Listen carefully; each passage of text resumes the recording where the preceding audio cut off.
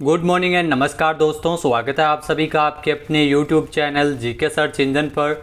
आज है 25 जुलाई और 25 जुलाई से रिलेटेड राजस्थान करंट अफेयर्स के जितने भी इम्पोर्टेंट क्वेश्चन हैं सभी हम इस वीडियो में डिस्कस करने वाले हैं। तो पूरा वीडियो बहुत ध्यान से देखना और वीडियो के एंड में मैं आपसे एक क्वेश्चन पूछूंगा जिसका आंसर आपको कमेंट बॉक्स में देना है। कल के वीडियो में मैंने आपसे एक क्वेश्चन पूछा था जो था हाल ही में भारत की पहली AI संचालित डिजिटल लोक अदालत किस राज्य में शुरू हुई है। तो राजस्थान में भारत की पहली AI संचालित डिजिटल लोक अदालत शुरू हुई है, यानी सी ऑप्शन इसका बिल्कुल सही था। जिन दोस्तों ने सी ऑप्शन कमेंट बॉक्स में सही जवाब दिया था उनको हार्दिक शुभकामनाएं। तो ध्यान रखना, भारत की पहली AI संचालित डिजिटल लोक अदालत है 17 जुलाई को जयपुर में इसकी शुरुआत की गई है राजस्थान में। इसे राष्ट्रीय कानूनी सेवा प्राधिकरण के अध्यक्ष उदय उमेश ललित ने राजस्थान में 18वीं अखिल भारतीय कानूनी सेवा प्राधिकरण की बैठक के दौरान लॉन्च किया गया था। इस कार्यक्रम का उद्घाटन भारत के मुख्य न्यायाधीश NV रमणा के द्वारा किया गया था। यह डिजिटल लोक अदालत है जो जुपिटिस जस्टिस टेक्नोलॉजीज द्वारा विकसित किया गया है। चलिए स्टार्ट करते हैं आज के करंट अफेयर्स। पहला क्वेश्चन है, हाल ही में 4 से लेकर 10 जनवरी 2023 तक राजस्थान के पाली में आयोजित होने वाली 18वीं राष्ट्रीय स्काउट गाइड जम्बूरी के पोस्टर का विमोचन किसके द्वारा किया गया था। तो CM अशोक गहलोत द्वारा इस पोस्टर का विमोचन किया गया था, यानी सी ऑप्शन इसका बिल्कुल सही है। आइए जानते हैं इम्पोर्टेंट फैक्ट्स। तो ये क्वेश्चन एग्जाम में पीछे भी पूछा गया था। CM अशोक गहलोत ने CM निवास पर 23 जुलाई 2022 को 18वीं राष्ट्रीय स्काउट गाइड जम्बूरी के पोस्टर का विमोचन किया है। भारत स्काउट एंड गाइड के पदाधिकारियों के अनुसार जो राष्ट्रीय जम्बूरी है वो 4 से लेकर 10 जनवरी 2023 तक पाली जिले के रोहट में आयोजित की जाएगी। राजस्थान को 66 साल बाद पुनः राष्ट्रीय जम्बूरी की मेज़बानी मिली है। CM अशोक गहलोत ने बजट 2022-23 में जम्बूरी के आयोजन के लिए 25 करोड़ रुपए की घोषणा की थी। इस जम्बूरी में 1500 विदेशी सहभागियों सहित लगभग 35,000 स्काउट एंड गाइड इसमें शामिल होंगे। नेक्स्ट है, हाल ही में Rajasthan film tourism promotion policy 2022 का विमोचन किसके द्वारा किया गया था। तो Rajasthan film tourism promotion policy 2022 जिसका विमोचन डॉक्टर BD कल्ला ने किया था, यानी बी ऑप्शन इसका बिल्कुल सही है। आइए जानते हैं इम्पोर्टेंट फैक्ट्स। तो 22 जुलाई को राजस्थान के जो कला एवं संस्कृति मंत्री है डॉक्टर BD कल्ला, उन्हीं के द्वारा Rajasthan film tourism promotion policy 2022 का विमोचन किया गया था। साथ ही साथ यूनेस्को के साथ इंटेंजिबल कल्चरल हेरिटेज के लिए एक MOU से संबंधित बुकलेट भी जारी कर दी गई थी। तो राजस्थान फिल्म पर्यटन प्रोत्साहन नीति जिसका मुख्य उद्देश्य राजस्थान को सबसे बड़े फिल्म फ्रेंडली राज्य और फिल्म शूटिंग के लिए गंतव्य के रूप में स्थापित करना है। तो नई फिल्म पर्यटन प्रोत्साहन नीति का विमोचन जो हाल ही में डॉक्टर BD कल्ला जो संस्कृति मंत्री है राजस्थान के, उनके द्वारा किया गया था। साथ ही साथ इसका जो मुख्य उद्देश्य राजस्थान को सबसे पसंदीदा फिल्म पर्यटन स्थल बनाना है। यह नीति राज्य की कला और संस्कृति को बढ़ावा देने, उच्च गुणवत्ता वाली राजस्थानी भाषा की फिल्मों के निर्माण को प्रोत्साहित करने और राज्य में फिल्म उद्योग से संबंधित रोजगार के अवसर सर्जित करने में भी सहायक होगी। नेक्स्ट है, राजस्थान में अब तक कितने गांवों को नल के माध्यम से जल कनेक्शन से जोड़ दिया गया है।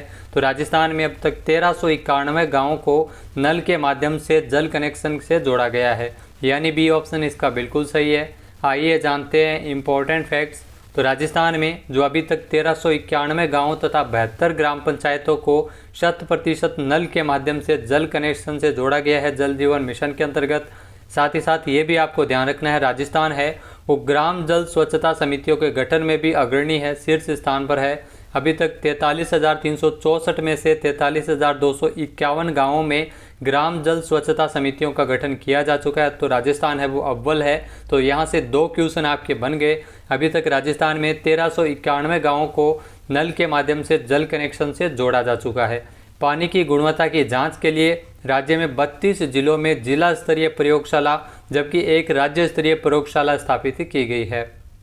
नेक्स्ट है, हाल ही में कोलकाता में आयोजित की गई वाको India kick boxing national championship में जो राजस्थान की खुशी चौधरी ने कौन सा पदक जीता है। तो राजस्थान की खुशी चौधरी ने इस प्रतियोगिता में कांस्य पदक जीता है, यानी सी ऑप्शन इसका बिल्कुल सही है। आइए जानते हैं इम्पोर्टेंट फैक्ट्स। तो कोलकाता में 19 से लेकर 23 जुलाई को आयोजित की गई वाको India kick boxing national championship प्रतियोगिता, जिसमें राजस्थान के झुंझुनू से है खुशी चौधरी, जिन्होंने इस प्रतियोगिता में कांस्य पदक जीता है। इससे पहले मई में जयपुर में आयोजित की गई राज्य स्तरीय किक बॉक्सिंग प्रतियोगिता में इन्होंने गोल्ड मेडल जीता था। तो इस प्रतियोगिता जो वाको इंडिया किक बॉक्सिंग नेशनल स्तर की चैंपियनशिप है, खुशी चौधरी झुंझुनू से है जिन्होंने कांस्य पदक जीता है। कोलकाता में हुई इस प्रतियोगिता में भारत के सभी राज्यों से लगभग 1800 खिलाड़ियों ने इसमें हिस्सा लिया था। उल्लेखनीय है कि इस प्रतियोगिता के लिए जयपुर जिले के हरमाड़ा क्षेत्र से तकरीबन 12 खिलाड़ियों का चयन है वो किया गया था। नेक्स्ट है, हाल ही में राज्य की पहली मिनी स्टेट चैंपियनशिप का आयोजन है वो कहाँ किया जाएगा।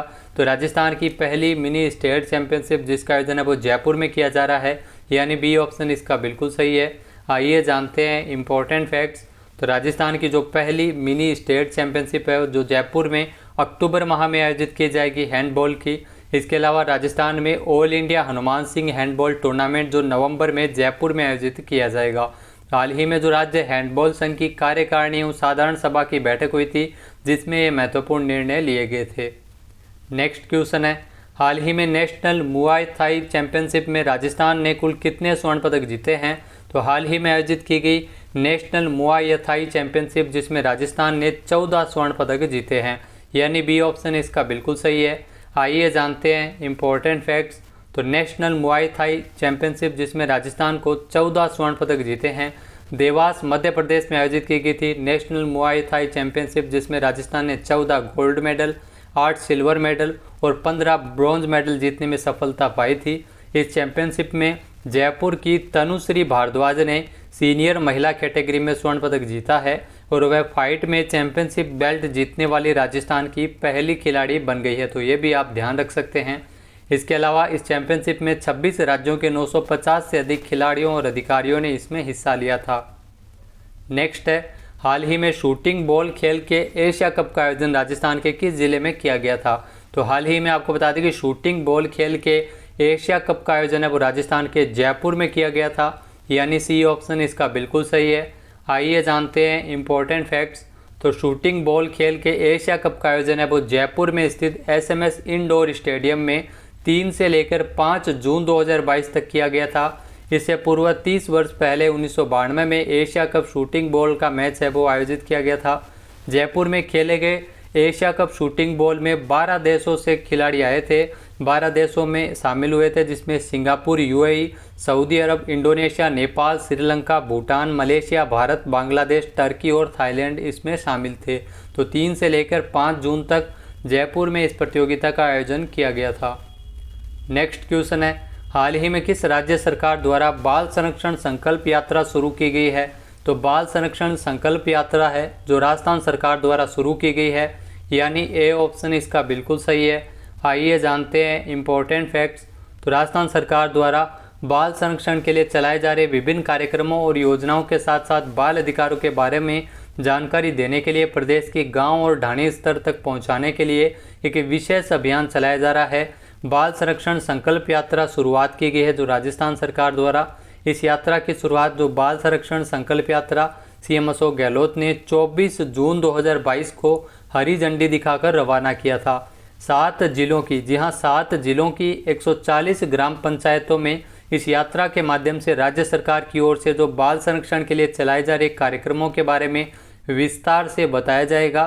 साथ ही साथ बाल संरक्षण संकल्प यात्रा के अंतर्गत हर 20 दिन बाद बाल मेले का भी आयोजन किया जाएगा जिसमें सभी विभाग शामिल होंगे। नेक्स्ट है, हाल ही में लोकसभा में भारतीय अंटार्कटिक विधेयक 2022 कब पारित किया गया है। तो हाल ही में लोकसभा में भारतीय अंटार्कटिक विधेयक 2022 है वो 22 जुलाई 2022 को पारित किया गया था, यानी ए ऑप्शन इसका बिल्कुल सही है। आइए जानते हैं इम्पोर्टेंट फैक्ट्स। तो लोकसभा ने 22 जुलाई 2022 को भारतीय अंटार्कटिक विधेयक 2022 पारित किया है।